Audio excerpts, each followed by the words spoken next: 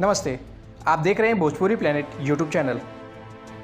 भोजपुरी फिल्मों के जाने माने सुपरस्टार प्रवेश लाल यादव के फैंस के लिए बहुत बड़ी खुशखबरी है। सुपरस्टार प्रवेश लाल यादव का एक धमाकेदार सॉन्ग रिलीज होने जा रहा है, जिसकी जानकारी सोशल मीडिया के माध्यम से दी गई है। आपको बता दें, प्रवेश लाल यादव का ये video song Nirahua music world के ऑफिशियल यूट्यूब चैनल से रिलीज किया जाएगा। प्रवेश लाल यादव के इस गाने का पोस्टर सोशल मीडिया के माध्यम से रिलीज कर दिया गया है। आपको बता दें, प्रवेश लाल यादव का ये गाना निरहुआ म्यूजिक वर्ल्ड के ऑफिशियल यूट्यूब चैनल से कल यानी 24 अगस्त को सुबह 6 बजे रिलीज किया जाएगा। आपको बता दें, प्रवेश लाल के इस वीडियो सॉन्ग में प्रवेश लाल के साथ यामिनी सिंह नजर आने वाली हैं।